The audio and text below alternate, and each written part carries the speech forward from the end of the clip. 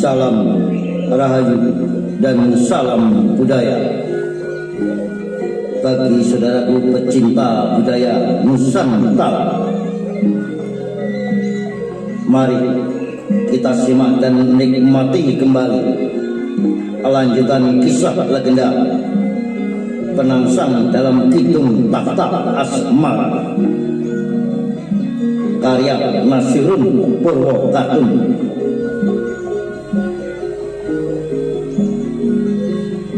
Yang kali ini telah memasuki episode ke-82 dengan judul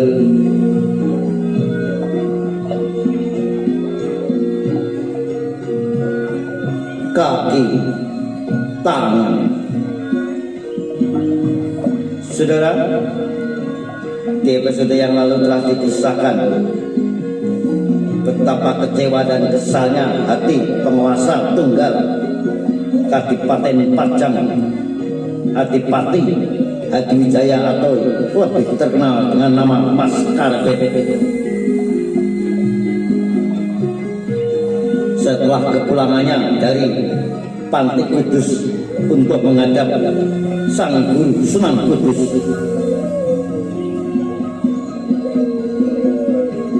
keenam orang itu terdiam tanpa suara, meski dalam hati masing-masing ada perasaan ingin bertanya, kesialan seperti apakah yang tengah menimpa Adipatinya.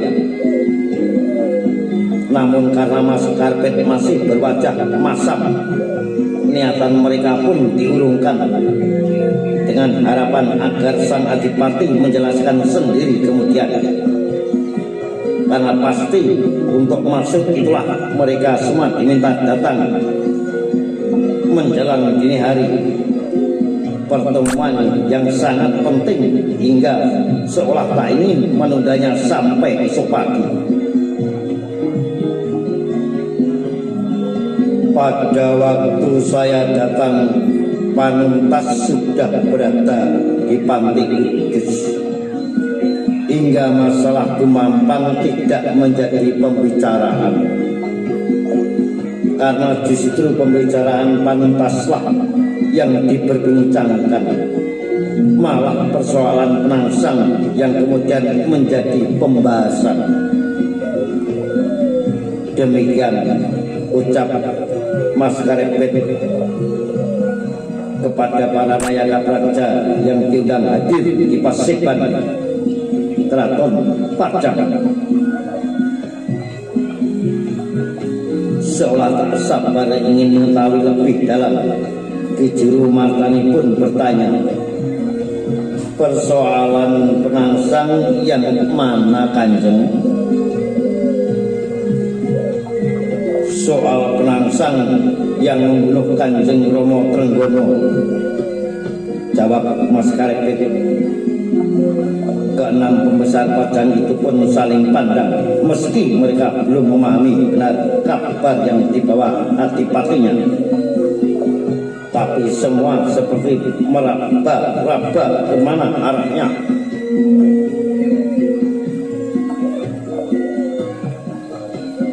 Memangnya apa yang membuat Kanjeng sebal dan menganggap itu sebuah kesialan? Patih Mas Moconegoro memberanikan diri untuk bertanya. Sahabat Mas Karpet dari Padepokan Getas Aji yang telah diangkat menjadi patih itu merasa penasaran karena Adipatinya tak juga memberikan penjelasan. Hingga Tumenggung Uragil pun turut berkata, punten dalem sewu Kanjeng, kabar itu benar adanya, bahwa Kanjeng sendiri yang melihat dan mendengar dari Sultan Mukmin bahwa Penangsang yang sebenarnya telah merencanakan pembunuhan, kata Uragil. Sementara Mas Karpet mendegus kembali, Adipati Pajang itu terkenang saat kedatangannya ke pesanggeran Prawoto lebih dari 1 tahun silam. ketika ia mengantarkan Sunan Kalijogo menjenguk Raden Bagus Mukmin yang mendadak kejang. Setelah terdiam agak lama, Mas Karepet pun berkata, "Saya melihat dengan mata kepala sendiri bahwa Kang Mas Mukmin menyebut nama Penangsang. Bahkan beberapa kali, tidak hanya satu kali. Namun mengapa hal yang sangat nyata itu tidak diakui? Bahkan menurut Panuntas, ketika mengetahui kabar itu, Kang Mas Mukmin justru kaget, kemudian pingsan. Aneh bukan?" Demikian penegasan Mas Karepet kepada para nayaka praja yang hadir, dan para penasihat pun terdiam, turut merasakan kekesalan yang sedang dialami Adipatinya. Dan Mas Karepet pun melanjutkan ucapannya. Menurut Panuntas, Kang Mas Mukmin mengaku tidak pernah mengatakan itu, tidak pernah mengatakan bahwa Penangsang yang merencanakan pembunuhan. Sementara Dimas Kumambang telah menyampaikan kepada Kang Mas Mukmin bahwa kabar itu sayalah yang pertama menyebarkan, sayalah yang telah menyampaikan di Pisawanan, Kasentanan dan Kayanakan. Jadi dalam pertemuan tadi justru Sunan Kudus lebih banyak menanyakan kepada saya tentang awal mula kabar itu beredar. Apa yang saya lihat di pesanggeran Prawoto, apa yang saya sampaikan di Pisawanan, sungguh siang tadi saya seperti sedang diadili sebagai seorang terdakwa. Sial, nah benar sial. Demikian Mas Karepet menahan rasa kesalnya.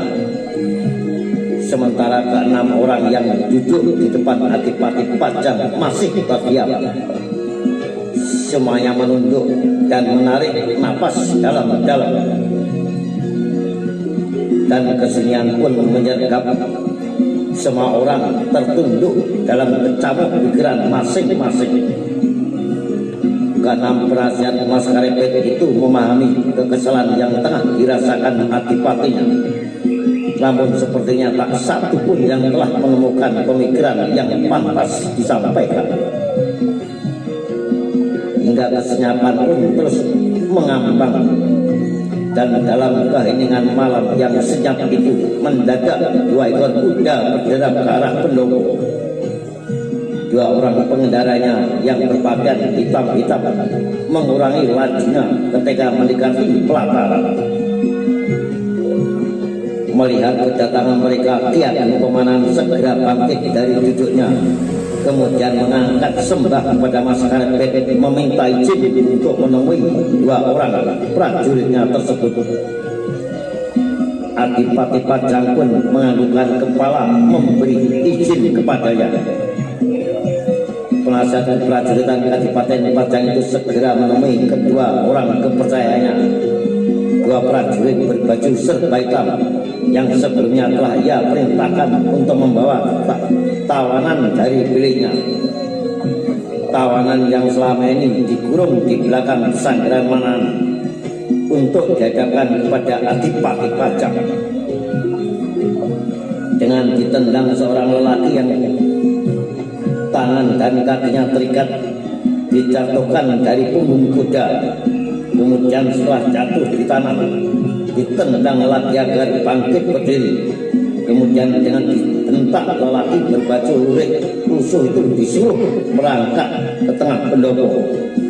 Melangkah dengan kaki dan tangan tetap terikat ke depan singgasana. Kadipaten Pajang tempat Mas Karepet tengah duduk berhadapan dengan para penasihatnya.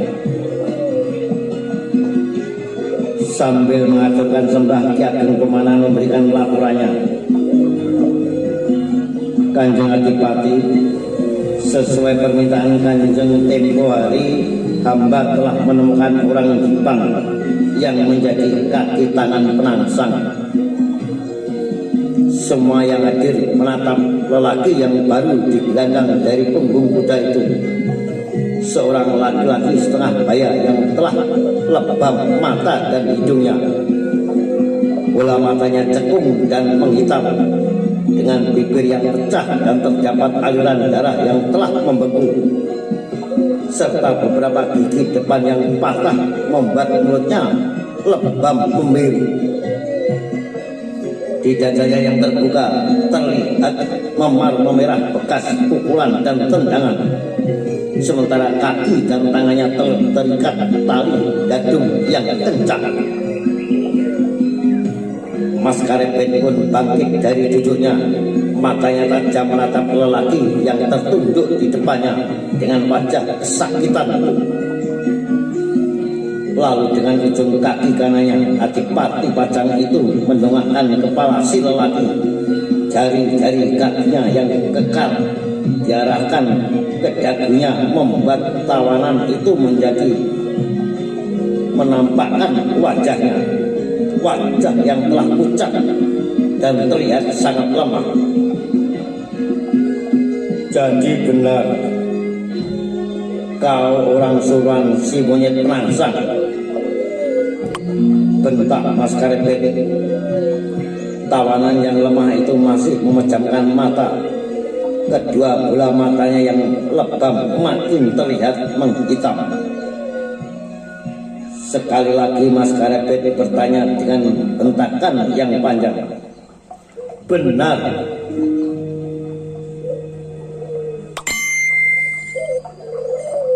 Kamu kaki tangan monyet Jepang penangsang itu? Ayo jawab. Semua orang yang berada di tengah pendopo mendadak tegang. Telapak kaki kanan Mas Karepet masih berada di bawah dagu si tawanan, membuat lelaki itu pun makin mendongakkan wajahnya. Telapak kaki dengan jempol yang kemudian bergerak-gerak menyentuh lehernya. Jawab, teriak Mas Karepet sambil mengibaskan kakinya, menepuk kedua pipi tawanan itu dengan punggung kakinya yang keras. Karena tak juga memberikan jawaban, jempol kaki Mas Karepet pun didekatkan ke bibir lelaki lemah tersebut. Lalu dengan jempol yang keras ia membuka bibir yang pecah dan terdapat banyak lelehan darah, lalu menyentuhkannya pada barisan gigi depan yang patah dan digosokkan ke kiri dan ke kanan. Namun meski telah dibuka mulutnya, si tawanan masih tetap terdiam. Sementara keenam orang yang hadir menyaksikan dengan ketegangan berdebar, dan ketegangan makin menjadi ketika si lelaki itu menganggukkan kepalanya. Anggukan yang sangat lemah yang sontak membuat Mas Karepet terbakar amarah. Lalu dengan cepat telapak kaki yang berada di dagunya ditendangkan ke depan.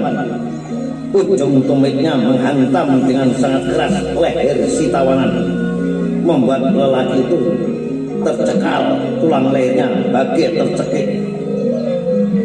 Kemudian tubuhnya terjengkang ke belakang disertai rintihan mengerang. Mas Karepet pun mendengus darah. Awas kau penangsang. Nah saudara, sampai berjumpa kembali di lanjutan kisah penangsang dalam Kidung Tahta Asmara berikutnya.